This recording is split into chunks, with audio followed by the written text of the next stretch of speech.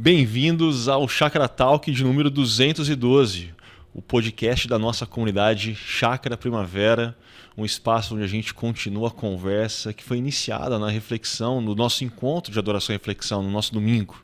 E para a conversa de hoje, eu estou muito bem acompanhado dos pregadores desse domingo, Pastor Ricardo, Pastor Paulo, bom estar com vocês. A gente está caminhando aí nessa série de mensagens, Oceano Azul, quando Deus nos move ao novo. E Pastor Ricardo, eu queria fazer uma pergunta um pouco mais pessoal, assim, mais de bastidor, e serve para você também, tá, Paulo? Semana passada foi uma semana muito intensa, não apenas para vocês, por conta da agenda de vocês, mas intensa quando a gente olha para aquilo que está acontecendo no mundo. Assim, o que não faltava eram notícias que mexiam com o ânimo e nos pegavam de surpresas assim, acontecendo diariamente. Como que foi para vocês abrir as escrituras, ter que parar, orar, pensar uma mensagem para um final de semana na nossa comunidade? Diga lá, Paulo. Realmente foi uma semana tensa, né? Em relação à questão da polarização política. Essa semana que passou eu estive, inclusive, no Paraguai, num evento, eu falei aqui em Barão pela manhã, num evento com diretores, né, e reitores de seminário da América Latina. E ao longo da semana nós estávamos conversando e discutindo sobre a educação teológica na América Latina nos próximos anos. E em determinado momento, a pergunta que foi levantada é qual é o maior desafio para a educação teológica nos próximos 5 anos, que cada um via no seu país, no seu contexto. E há assim, cada país, cada diretor, reitor foi colocando que para eles viam que a questão da polarização política parece que é um grande desafio que eles terão que lidar, que nós teremos que lidar, porque isso foi o que eu coloquei também, em termos de unir os diferentes no Evangelho e preparar os candidatos a pastor para conseguirem lidar com as tensões, né, que estão emergindo e estão tomando conta do mundo. Então, já vinha de uma semana onde essa discussão estava acontecendo. Mas em relação ao preparo da mensagem, eu acho que é sempre tenso falar sobre esse assunto que acaba envolvendo a política, queira ou não, ideologias, preferências, né? É sempre difícil, é sempre tenso.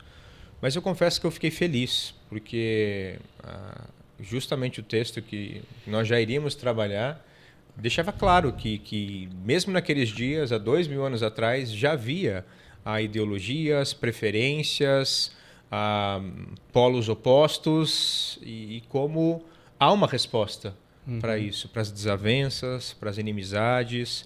Então, apesar da dificuldade do tema, eu fiquei feliz por saber e por ver que a palavra de Deus ela é viva e ela tem respostas para os desafios atuais. Então, acho que foi um pouquinho do meu bastidor aí. Não tem tanta novidade na história assim, né? Mas e você, Ricardo? Bom, acho que situando, né, quando você, Augusto, pergunta da semana, eu acho que você tem em mente, aqui no contexto brasileiro, o julgamento de 8 pessoas envolvidas e acusadas de golpe de Estado. E eu acho que o fator novo e inesperado foi o assassinato do ativista conservador Charlie Kirk nos Estados Unidos, o que gerou um impacto muito grande nos Estados Unidos. Eu acho que possivelmente nós aqui no Brasil fomos pegos de surpresa e nós não calculamos o quanto isso reverberou nos Estados Unidos. Mas ele era uma pessoa muito conhecida, ele foi responsável por mobilizar boa parte dos eleitores jovens a apoiarem o Trump nas últimas eleições. Então, esse episódio foi muito impactante lá nos Estados Unidos e reverberou aqui para nós. Até porque o Charlie Kirk ele se apresentava como um ativista conservador de direita ou extrema-direita, como alguns colocam, mas nos seus discursos e na sua retórica, ele trazia consigo também elementos do cristianismo conservador. E eu acho que esse é um fato que muitas vezes confundem as pessoas hoje em dia, né?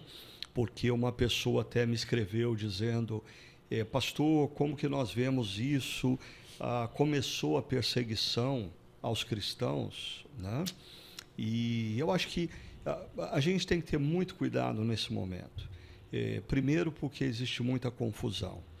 Segundo, porque existe muito ódio. O que mais me preocupa é perceber que cristãos que olham com indignação a agenda dos extremistas de direita contra imigrantes, contra a justiça social e coisas assim, esses cristãos odeiam o lado de lá.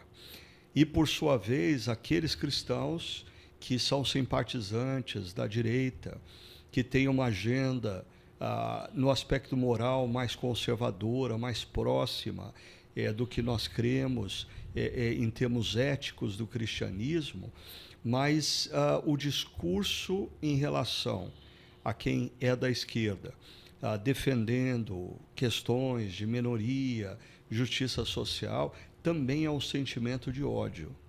Então, a grande preocupação é o que essa polarização está fazendo com o cristianismo. E eu acho que a gente se esquece de que Efésios, o apóstolo Paulo termina em Efésios 6, falando que a nossa batalha não é contra o sangue nem contra a carne, mas contra principados e potestades do ar. E a pergunta é, qual que é o plano dos principados e potestades do ar nesse momento da história, gerando tanto ódio e tanta violência? Eu acho que é por aí que a gente precisa conversar mais profundamente. Ô, Ricardo, você levantou algumas coisas que eu acho que são legais pontuais, mas eu vou pegar essa última, porque você está falando que, bem, o que o inimigo das nossas almas está querendo no momento de tanto ódio. E o texto que vocês trabalharam nesse domingo, vocês dois, né, Ricardo e Paulo, passa por um momento da igreja lidando com profundas divisões. Divisões essas que mexiam com os afetos, com os corações, e que, assim, a gente não tem isso no texto, mas se colocando naquele local, dá para se imaginar, sim, o ódio sendo aquecido, né? Assim, começa com esse negócio de judeu de fala grega virando cristão. Peraí. Piora quando os samaritanos entram em cena. Aí extrapola o limite com esse papo de Cornélio, gentil, de etíope, eunuco. Assim, pô, meu Deus, tem limite. Pera lá, assim, o ódio está legitimado, está valendo. Você fez demais.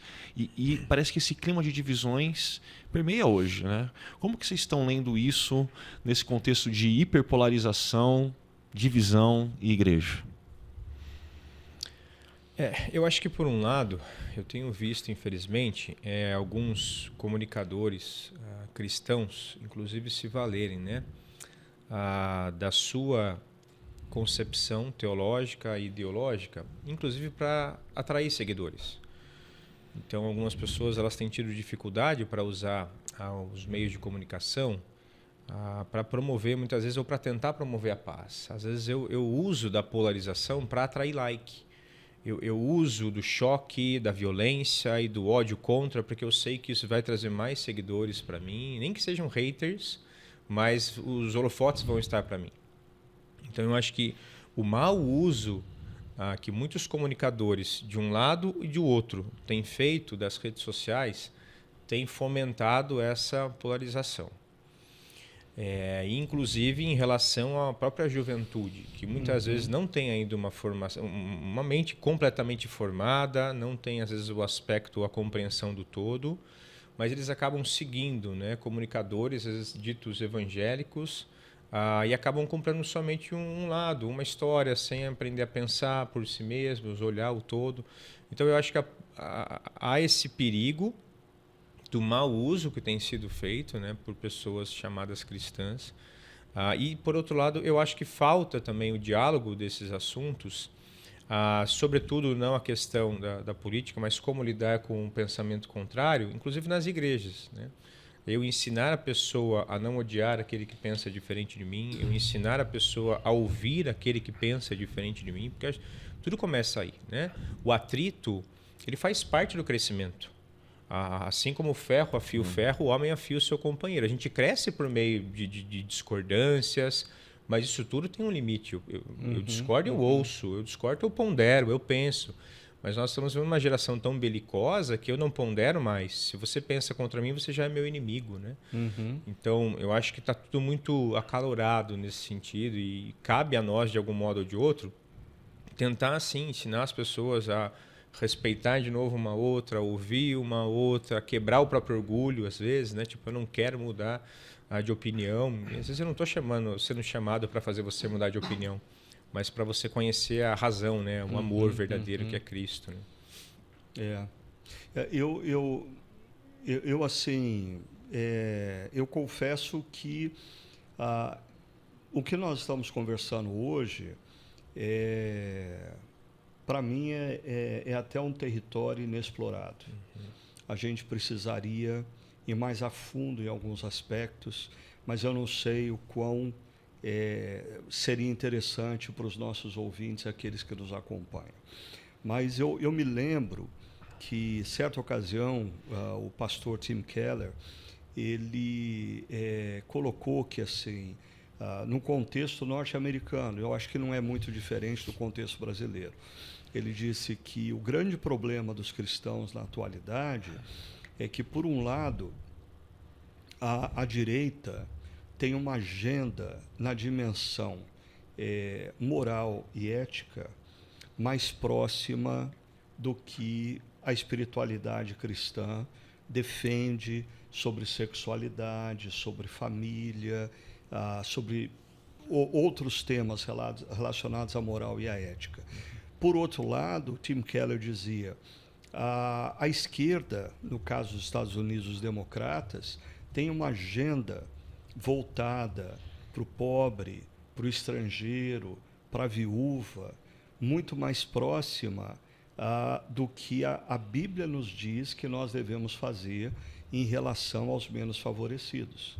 Então, a grande tensão hoje é a gente perceber que existe de cada lado agendas que se conectam em algum momento com o que nós cremos e com a nossa espiritualidade.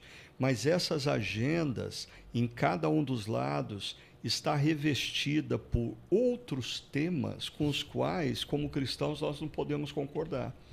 Seja, assim, a agenda da direita, quando fala de família, de sexualidade, de casamento, ok, está próximo da espiritualidade cristã.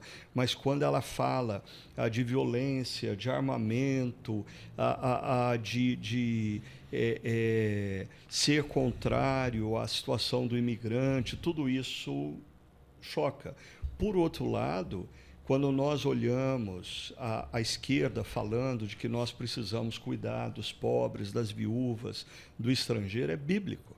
Mas quando eles revestem isso com uma pauta de defesa das minorias, da questão identitária, nós não podemos concordar com a totalidade dessa agenda. Então, acho que é muito importante que as pessoas percebam que nós somos estrangeiros nesse mundo. Assim, não existe uma bandeira, nem de direita, nem de esquerda, que corresponda exatamente ao que a gente crê.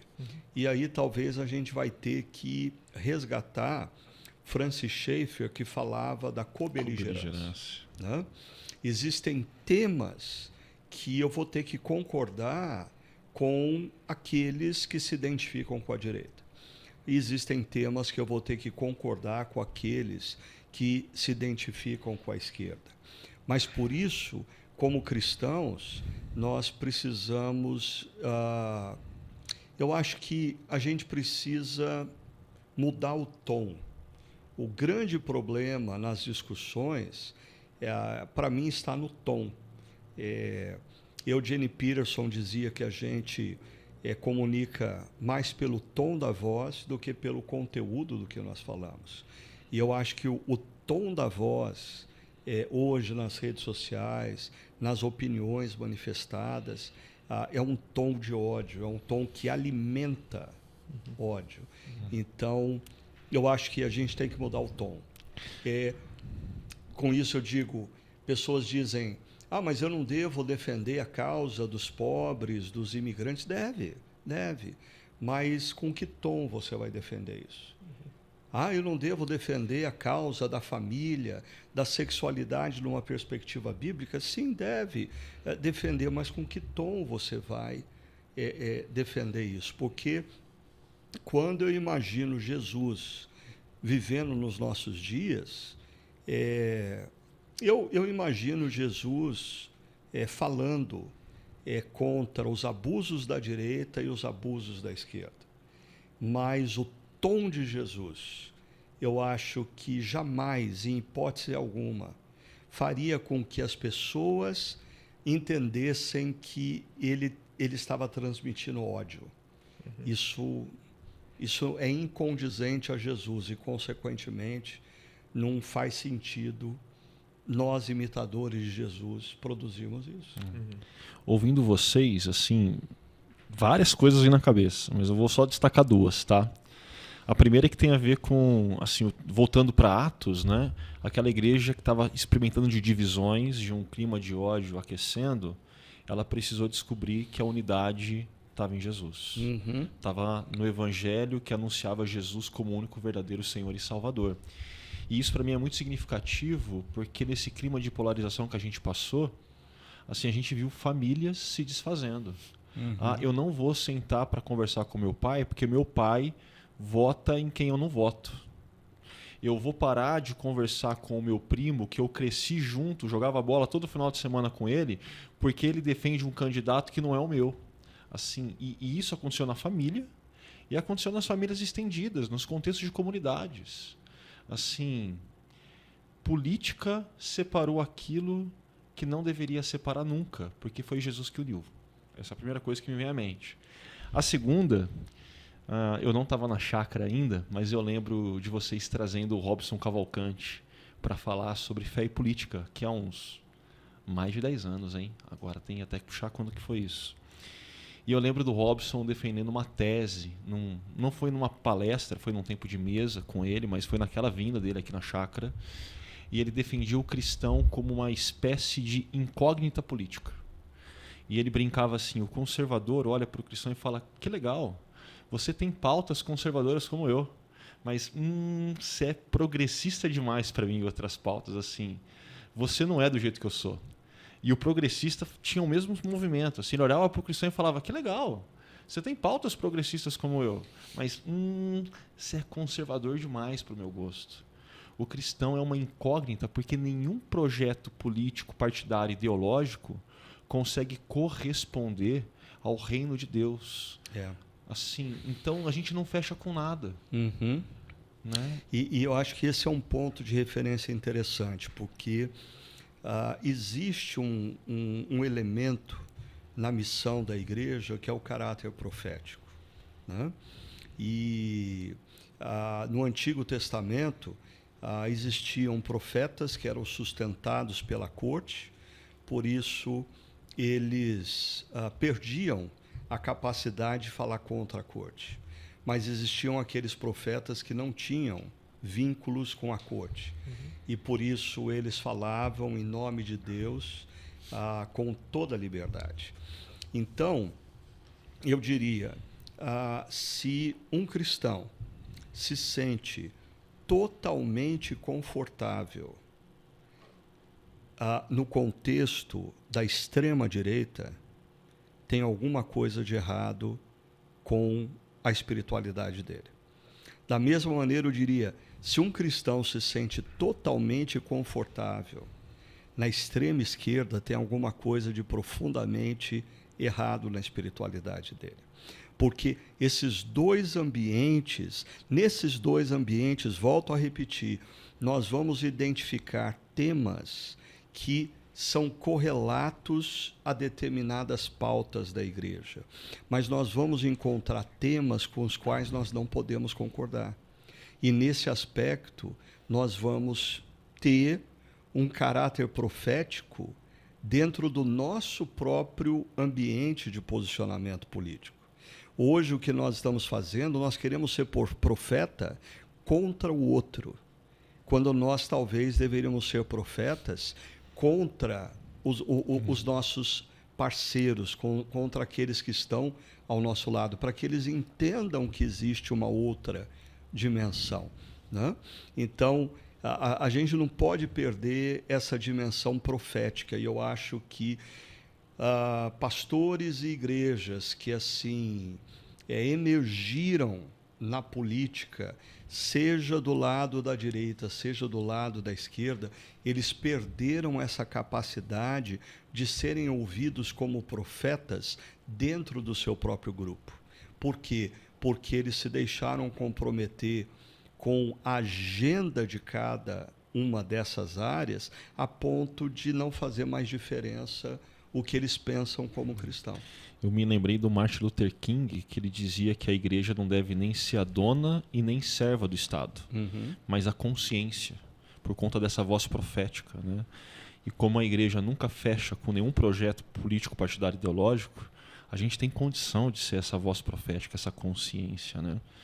E isso é o que, historicamente, em alguns momentos, a igreja perdeu, né? O exemplo clássico que sempre é mencionado é o que aconteceu na Alemanha, pouco antes da Segunda Guerra Mundial e durante a Segunda Guerra Mundial, que a igreja ela sucumbiu a uma pauta que parecia conservadora, mas que levou a determinados extremismos que nós, como cristãos, não podemos concordar. Assim, eu citei o caso da Alemanha, mas volto a dizer, eu estou dizendo tanto de direita como de esquerda. Quando nós perdemos a capacidade de enxergar no projeto político, ideológico, seja da direita, seja da esquerda, perdemos a capacidade de perceber que existem pautas com as quais nós não podemos concordar, aí nós sucumbimos à ideologia e perdemos a nossa capacidade profética. Deixa eu correr um risco aqui. O risco não é porque eu vou falar de tema polêmico, mas é porque eu acho que eu vou fazer só um ajuste, tá? Me perdoa. Você mencionou assim, de não perceber nas extremas, seja direita, seja esquerda. E eu diria que, assim, mesmo quando não é extrema, nenhum projeto político ideológico, por mais centrado que seja, dá conta.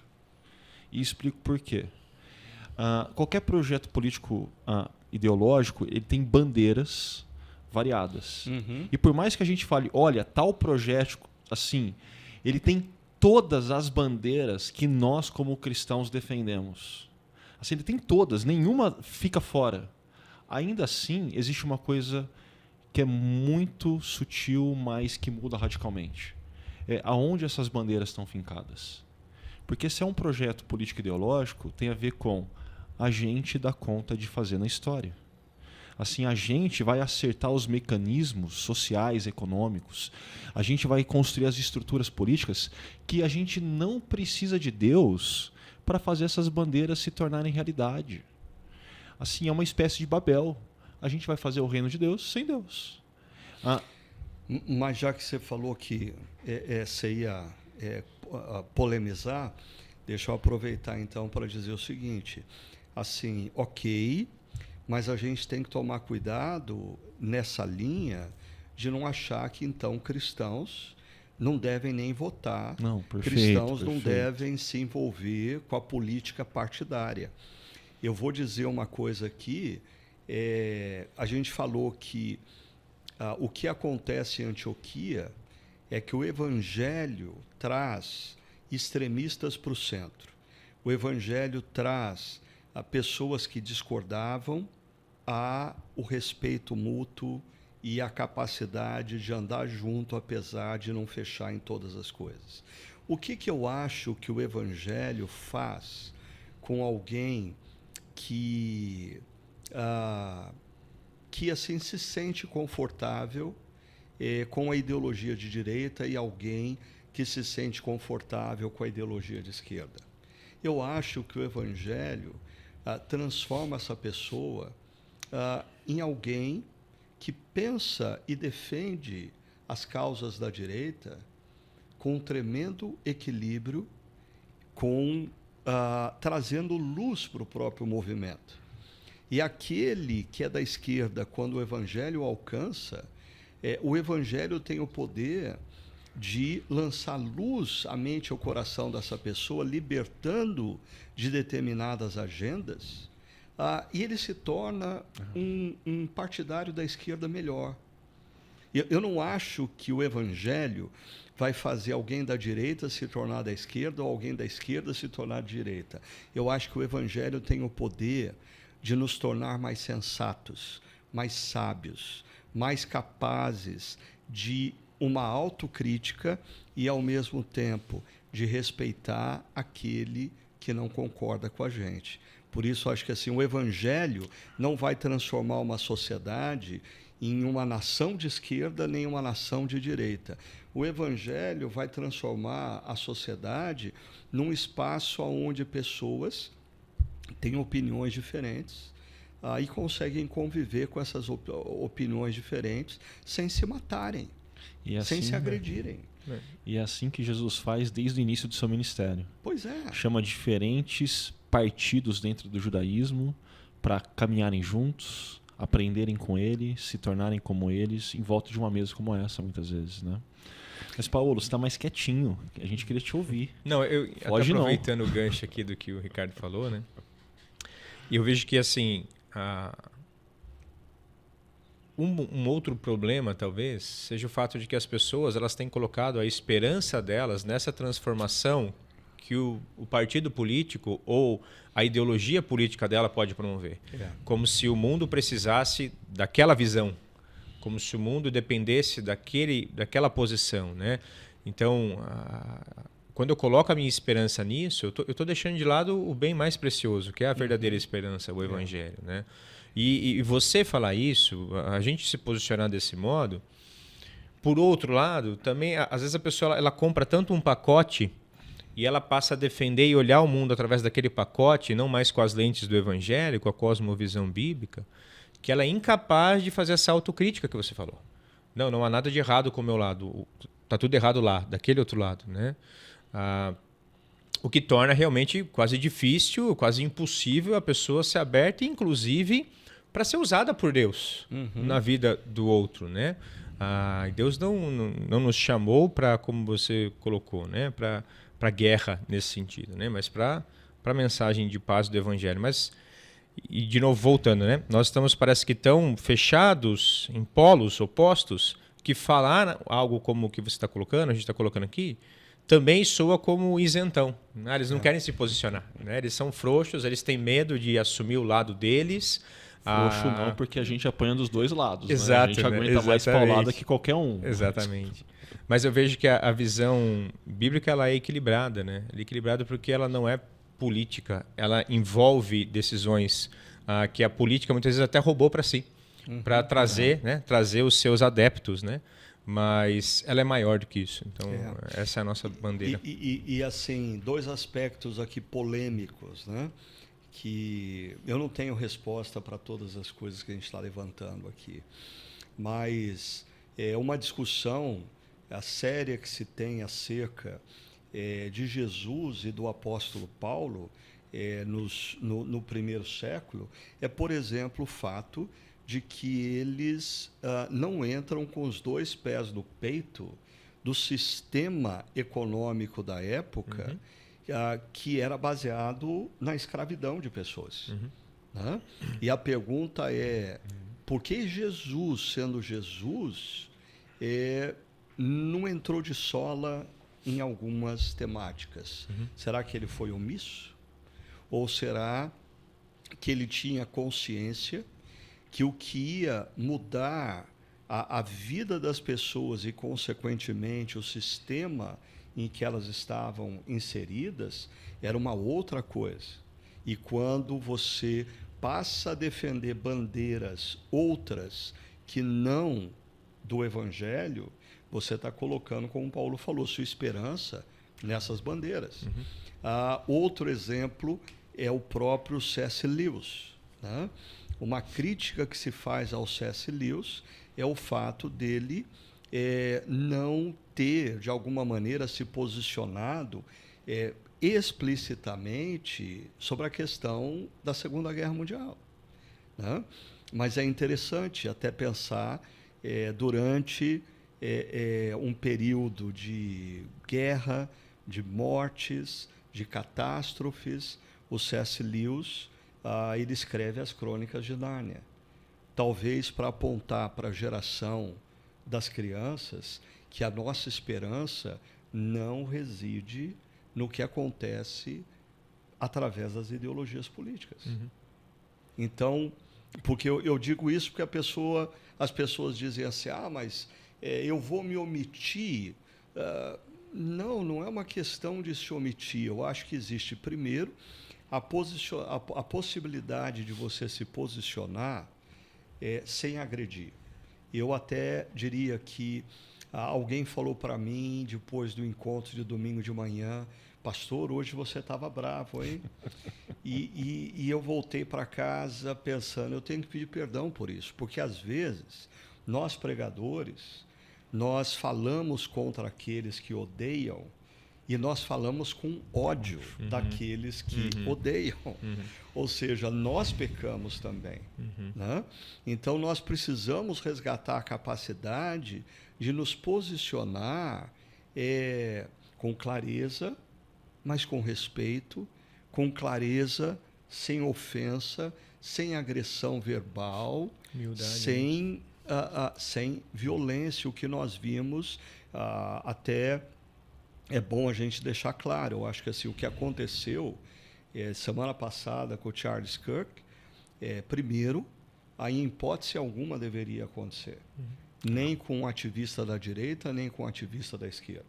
Aquilo é sintomático, revela a nossa incapacidade de ouvir o que o outro pensa sem agredi-lo. Segundo, assim, meu protesto explícito e global a todos aqueles que celebraram a morte de uma pessoa. Em hipótese alguma, nós como cristãos podemos celebrar a morte de alguém. Assim, nós precisamos lamentar por que uma pessoa se tornou o que se tornou, foi ferida da maneira que foi ferida. E aí eu me lembro sempre do título do livro do Cornélio Plantinga, que para mim é fundamental a gente constantemente relembrar, né? O título do livro Não Era para Ser Assim. Então, quando nós vemos atrocidades, violências, mortes, guerras, a gente precisa lembrar, não era para ser assim. E a gente não pode se conformar com o que a gente está vendo. E você menciona assim de pessoas celebrando a morte ou falando, que bom, né? Assim, mesmo num tom mais moderado, é um negócio assustador. É assustador demais, assim. Às vezes eu brinco com as pessoas que a gente transformou a nossa relação com a política em fla-flu, né? Porque assim, relação de futebol é assim. Eu como corintiano não vou negar. Quando o Palmeiras perde, a gente fica feliz. Sim, saiu do Mundial, não perdi a piada. Eu também não nego, porque eu torço para 2 times. Entendeu? O Palmeiras e aquele que está jogando contra o Corinthians. Exatamente. Mas assim, a minha alegria plena é ver o Palmeiras campeão e o Corinthians sendo rebaixado. Mas assim, isso no clima do futebol, a gente vem para a mesa e a gente brinca, e a gente zoa, e a gente fala e tá valendo. Mas perceba, Augusto, até nesse ponto isso não é verdade na nossa sociedade. Assim, o futebol se tornou em muitos espaços a expressão de ódio, de violência e de morte. Então é importante o que eu destaquei ontem. Nós, como cristãos, precisamos perceber exatamente o que está acontecendo no nosso momento histórico. A sociedade humana sempre foi violenta. A agressividade e violência sempre existiu. Mas, assim, o momento que nós estamos vivendo é de uma radicalização dessa violência. Agora, eu queria fazer uma sugestão para vocês. Porque eu sei que esse tema é interessante, né? Algumas pessoas elas se apegaram tanto a esse tema que não conseguiram ouvir o que nós falamos durante toda a mensagem, né? De como o Espírito Santo de Deus se move em diferentes momentos da história, mesmo em tempos de tensão e discordâncias, o Espírito Santo está movendo, e o nosso papel é olhar para um cara como Barnabé e entender Barnabé como a resposta de Deus para momentos de discórdias e tensões. E Barnabé, essa coisa de Atos, que diz, Atos 11, de que ali naquela cidade, pela primeira vez, os discípulos foram chamados de imitadores de Cristo. Isso é muito bonito, sensacional. Isso é muito belo, né? A gente precisava, talvez, falar um pouquinho mais sobre isso. E é interessante porque Jesus, ao longo dos evangelhos, ele está dizendo que vocês vão ser conhecidos como meus discípulos à medida que vocês amam uns aos outros. A gente entra no livro de Atos, bem, a igreja está sofrendo com divisões, assim, o amor está em xeque, o ódio está ganhando espaço, mas quando aquela comunidade de Antioquia experimenta do amor, de irem para a mesa, do ódio sendo deixado de lado, a cidade olha e fala: rapaz, vocês se parecem demais com Jesus. Vocês são cristinhos, pequenos cristos. Assim, é muito impactante. Mas eu queria ouvir vocês falando mais sobre isso, porque esse é o grande teor, né? Assim, esse é o grande norte dessa reflexão de domingo. No meio desse caos todo que a gente está, a gente é chamado a ser mais parecido com Jesus. Eu Né? gosto muito dessa ideia, né, que nós levantamos acerca das pessoas que são chamadas, né, de cristãos, né? Quem são esses cristãos, né? Obviamente que são pessoas rendidas, né, ao Evangelho de Jesus, alcançadas por ele. Mas é muito interessante mesmo essas marcas que Barnabé apresenta em todo o livro de Atos, né? Sobretudo essa questão da generosidade, num contexto onde tudo era novo, tudo era ainda incerto de como seria, quanto tempo duraria. Ele tem coragem de ser generoso, inclusive generoso com pessoas, né? Pessoas que eram radicais, né? Saulo até então era esse radical, né? Ele tinha o seu lado extremamente radical, que inclusive afastava todos os outros, né? Todos tinham medo dele, todos tinham medo de se aproximar dele. E num determinado momento da história, Barnabé vai ser até vítima, talvez, desse comportamento radical de Saulo. Exato. Né?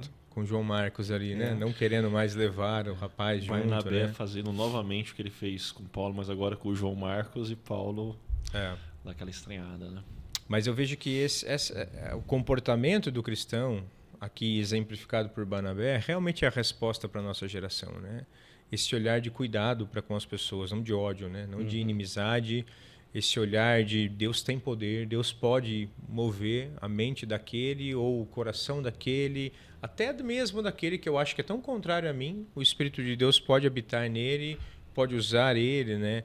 Então, essa sensibilidade, né, ao mover de Deus, acho que nos falta muito isso mesmo. Nós estamos realmente muito sensíveis às opiniões, estamos sensíveis aos políticos de estimação, ao partido que eu escolhi, mas às vezes a gente está pouco sensível à voz do Espírito Santo, né? Em dizer, olha, pede perdão para ele, senta com ele, toma um café, não briga por causa disso, né? E a oportunidade de fazer algo efetivamente novo na história, que venha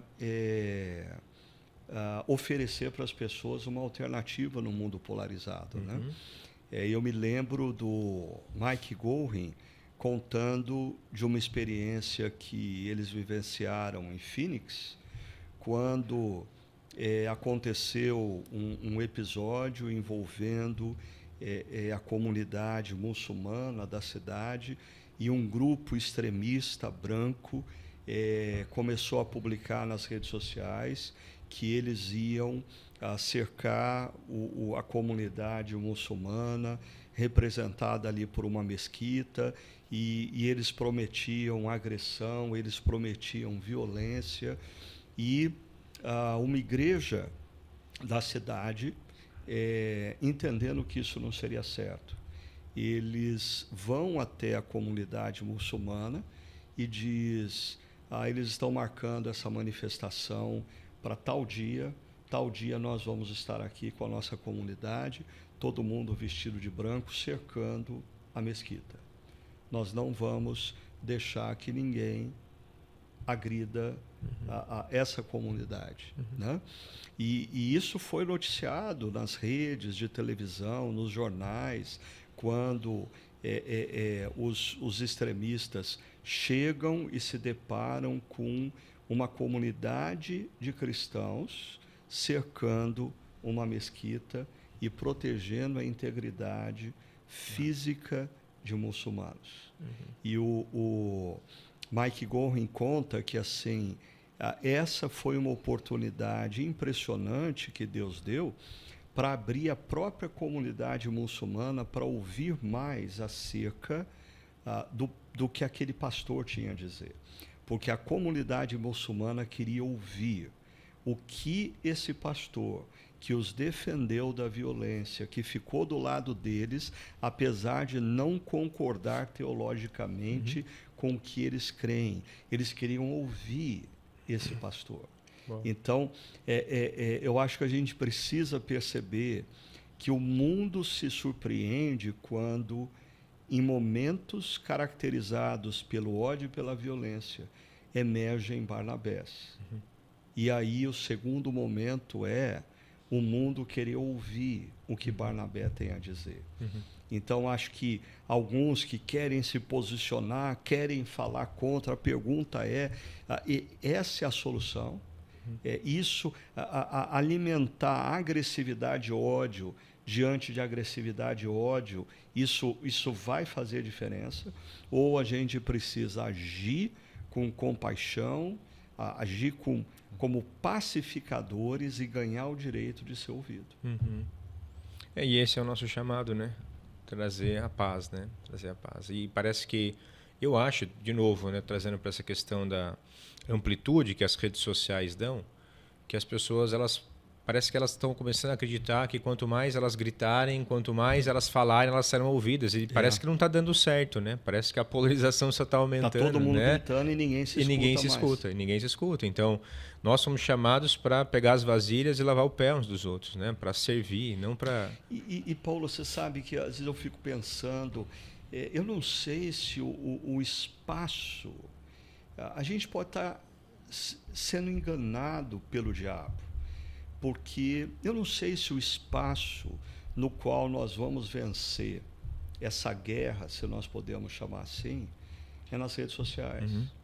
Por exemplo, irmãos e irmãs que ficam indignados diante da defesa que pessoas do outro lado fazem de ideias contrárias às minorias, aos pobres, que tal, ao invés de ficar brigando nas redes sociais, se deslocar para a periferia da cidade e passar a dedicar 2, 3 dias por semana servindo crianças pobres.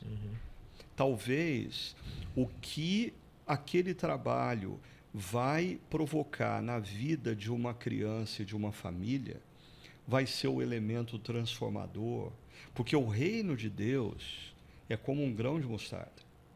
O reino de Deus parece pequeno, parece insignificante, mas ele cresce e se torna uma árvore aonde as aves dos céus fazem os seus ninhos.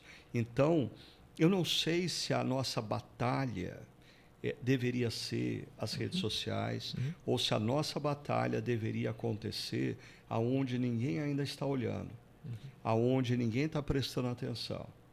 Mas nós semeamos valores do reino e vemos as coisas acontecendo e transformando a sociedade. É o fermento que leveda toda a massa. Ouvindo vocês, me dá a impressão de que muitas vezes a gente confunde qual é a missão. A gente acha que a missão não é mais o evangelho, mas é algum projeto político ideológico. Mas também a gente confunde o lugar da missão. E a gente acha que, é a rede social. E não estou dizendo que não possa ser em algum aspecto.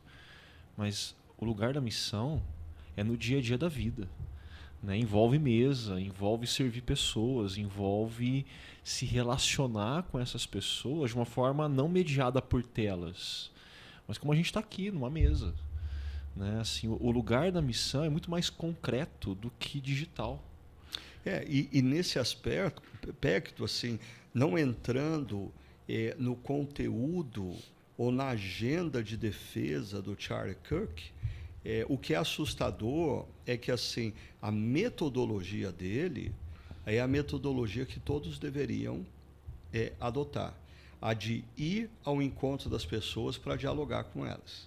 A agenda dele, eu não estou entrando no mérito, mas assim, ele ia para as universidades para fazer o que pouca gente está fazendo. Vamos conversar tete a tete sobre determinados temas. Mas é claro, aí em alguns momentos se extrapolava de um lado, se extrapolava do outro lado, mas eu ainda acho que assim, nós chegamos a um ponto das redes sociais, o Paulo disse, eu queria reforçar isso. Nós chegamos a um ponto nas redes sociais que todo mundo grita e ninguém se escuta. Eu tenho muita dificuldade de acreditar que é ali que nós vamos convencer pessoas a serem transformadas ou se deixarem transformar pelo Evangelho. Na época da pandemia, teve um psicólogo norte-americano, não vou lembrar o nome agora, mas ele cunhou um termo, câmara de eco. Assim, a pessoa entra, ela acha que ela está falando, mas o que ela está fazendo é gritando, e gritando o que todo mundo está gritando. Assim, não existe voz dissonante, não existe um contra-argumento. Então só vai retroalimentando uma idolatria, retroalimentando posições mais extremistas ou enviesadas, e a capacidade de diálogo, de convívio vai sendo ceifada. Assim. Todo mundo está gritando e ninguém está se ouvindo. Né? Mas o tempo vai passando aqui. E nessa de talvez, só talvez, né? Acho que não aconteceu, brincadeira, pessoas terem acabado assim levantando algumas barreiras por conta de o contexto onde essa mensagem foi dita, o paralelo que aconteceu com o contexto de Atos, terem perdido esse core principal de que a gente precisa de Barnabés, de que a gente precisa ser mais parecido com Jesus. Quais são outros pontos que vocês gostariam assim de relembrar as pessoas que elas não podem esquecer numa reflexão como desse domingo? Para mim, eu acho que qual é a bandeira que a gente defende e carrega, né? Eu entendo que a nossa bandeira, ela é a bandeira do Evangelho, a nossa mensagem, a nossa missão, ela é a proclamação do reino de Deus. E se eu confundo isso com manifestação político-partidária, eu estou perdendo o foco, eu estou me desviando do caminho do meu chamado, né? Então eu acredito que manter isso muito, muito nítido me dá, inclusive, como o Ricardo colocou, ferramenta suficiente para que eu possa, inclusive, manter as minhas preferências e compreensões, mas entender que elas são menores do que o Evangelho. Bem menores. Elas são insignificativamente menores do que o Evangelho, do que a verdadeira mensagem de transformação e salvação. Se eu perco o foco nisso e começo a focar na transformação de mundo que a minha ideologia está propondo, ela já é inferior ao Evangelho. Então, a nossa mensagem é muito maior, é muito mais sublime, é muito mais poderosa, e a gente não pode perder o foco nisso. E aí eu entendo, né, um pouco o que o Ricardo colocou no início também, de Efésios, que a nossa luta ela não é contra a carne e sangue, mas contra os poderes e principados, né? E parece que o inimigo das nossas almas tem tentado desviar o nosso foco de qual é a verdadeira mensagem e qual é a verdadeira missão, né? E a gente não pode se deixar levar por isso. A gente precisa manter o foco no autor e consumador da nossa fé, né? E assim, eu acho que esse mundo de uma cultura que nutre violência e ódio faz a gente não enxergar coisas singelas e bonitas, né? Então, por exemplo, quando nós lemos esse texto sobre a cidade de Antioquia, por 2 vezes nós encontramos a expressão que pessoas se convertiam ao Senhor. Pessoas se convertiam ao Senhor. E a igreja a comunidade daqueles que imitavam Jesus crescia, né? Então,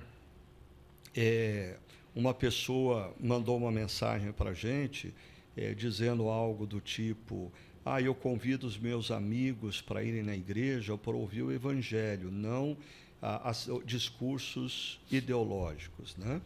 Eu quero entender essa mensagem que a pessoa mandou como uma mensagem de concordância ao que nós falamos, porque a nossa comunidade, nós não vamos sucumbir e transformar o nosso ensinamento em ensinamentos ideológicos, né?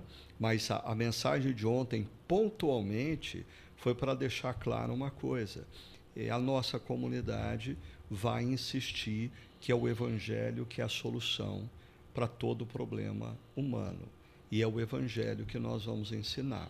Agora, claro que eu diria que os nossos amigos e amigas precisam estarem atentos, porque o conceito evangelho é usado por muitos pregadores hoje em dia que fazem uso do conceito para defender a sua ideologia política, e eles não acreditam mais na essência do evangelho. Então, tome cuidado. Nem tudo que reluz é ouro, né? A gente precisa olhar e ouvir com um senso mais crítico que tem por aí. O Ricardo, você relembrou dessa beleza do texto, né, que repete que as pessoas iam sendo alcançadas, rendidas ao Senhor, e você até fez assim uma autocrítica no momento da história da chácara, né, quando você viu uma série de vídeos que tinham sido gravados e as pessoas falavam: por que a chácara? Por que a chácara? E você chegou assim para toda a comunidade praticamente. Apenas o Paulo estava aqui em Barão, mas você ali no hall e no Paineiras. Você disse para quase toda a comunidade: a grande questão não é a chácara. A grande questão é o Senhor, é Jesus. E, gente, assim, as pessoas precisam perceber isso. As pessoas precisam estar atentas a isso. Nós somos uma comunidade que, assim, a gente reconhece que a gente tem marcas próprias, que Deus nos deu umas características que são muito nossas, e a gente é grato por isso. Mas, assim, Jesus continua sendo o centro. A nossa missão nunca pode se tornar a missão de propagar o nome da chácara, né? E eu fiz questão de mencionar, eu acho que assim, eu entendo, e a própria chácara tem, né, o Ministério de Comunicação, que faz artes, que faz campanhas em torno da comunidade para mobilizar as pessoas que já se renderam a Jesus em torno das causas da comunidade. Mas eu acho que as igrejas deveriam tomar um pouco mais de cuidado, porque, como eu disse, em alguns contextos, o nome da igreja começa a se tornar mais conhecido do que o nome de Jesus. E isso acontece porque nós, pastores, estamos transformando as nossas igrejas em pequenos castelos. E eu tenho insistido há anos: enquanto nós estivermos construindo castelos, nós não teremos tempo para construir o reino de Deus. Ou seja, as nossas igrejas têm que ser instrumento, não pode ser fim.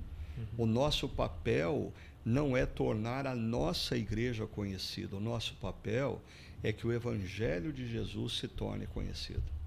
Amém. Amém. Mas chegando aí nessa reta final de podcast, qual que seria aquela última palavra que vocês, como pregadores esse domingo, teriam a dizer para aqueles que nos ouvem? Acho que um pouquinho, resumindo o que a gente colocou, ouvir um pouco mais, escutar mais o outro, estar mais aberto a ouvir, a dialogar, para ter o direito de falar também com respeito, né? Eu acho que lidar com o outro com humildade, né? Considerando o outro superior a si mesmo, como Paulo fala em Filipenses, né? Considerando o outro tão importante quanto eu. Às vezes eu acho que eu tenho todas as respostas, que eu sei todas as soluções dos problemas do mundo, mas a resolução não está em mim, nem no outro, ela está no Evangelho. Então, ouvir o outro com humildade, eu acho que a gente precisa praticar um pouco isso mesmo, inclusive dentro de casa, né? os filhos com os pais com seus filhos, conversar mais, estar aberto a, inclusive, não se ofender com uma ideia contrária à sua ideologia, mas que tudo possa culminar e apontar para o Evangelho, né? Todas as desavenças, todas as diferentes opiniões, elas possam ser levadas para a Escritura, para o Evangelho, e ali elas possam ser esmagadas diante da superioridade de Cristo. Uhum. Eu acho que assim, talvez a nossa grande dificuldade hoje, diante dessa temática que nos foi apresentada, não é com os pregadores que trouxeram a temática, eu e o Paulo, mas eu diria com a própria Bíblia, né? Porque se em Romanos 12 o apóstolo Paulo diz: não retribuam a ninguém mal por mal, procurem fazer o que é correto aos olhos de todos, façam todo o possível, para viver em paz com todos. Amados, nunca procurem vingar-se, mas deixem com Deus a ira. E diz ainda, mencionando Jesus, né? Se o seu inimigo tiver fome, dê-lhe de comer. Se tiver sede, dê-lhe de beber. Fazendo isso, você amontoará brasas vivas sobre a cabeça dele. A pergunta é o que esse texto está mandando? Pessoas que são simpatizantes da direita fazerem em relação àqueles que são simpatizantes da esquerda. E o que esse texto está dizendo? Que pessoas que são simpatizantes da esquerda devem fazer em relação àqueles que são do outro lado da direita. Não se deixem vencer pelo mal, mas vençam o mal com o bem. E para mim, o Dr. Martin Luther King Jr. é uma expressão maior disso, né? É alguém que teve a sua vida ceifada, mas que sempre procurou se posicionar, mesmo diante de ataques, a favor da paz, do diálogo, mesmo defendendo causas altamente justas. Ele foi um pacificador. E eu acho que esse é o desafio que nós temos no mundo atual. Leiam Romanos 12 e eu diria, comece um exercício simples na sua vida. O exercício de orar por aquele ícone da política nacional que melhor representa a sua inimizade. Aquele que você, quando pensa, você é tomado pelo ódio. Que tal você começar orando por essa pessoa? Que tal você pedir a Deus para que abençoe essa pessoa? Que tal você pedir a Deus que Ele toque no coração dessa pessoa e essa pessoa se torne um discípulo de Cristo e, ironicamente, um dia essa pessoa esteja sentada do seu lado na igreja? Eu sei, alguns acabaram de pensar, por isso que eu não oro por ele. E isso manifesta o nosso pecado. Obrigado, Paulo. Obrigado, Ricardo.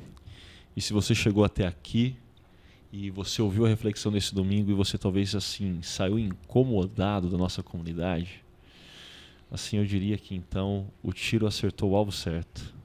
Para, ora e pensa, porque talvez esse incômodo que você saiu da comunidade é porque o Evangelho confrontou algum possível ídolo do seu coração. Mas chegando ao final de mais um podcast do nosso Chakra Talk, eu quero aproveitar para convidar você para seguir nos acompanhando nos nossos encontros de adoração e reflexão, agora nessa nova fase, onde nós temos nossos 3 campos bem identificados: Chácara Barão, às 9 horas da manhã, Chácara Hall, às 10 horas da manhã e Chácara Paineiras, às 19 horas da noite. Nos vemos no domingo e que Deus te abençoe.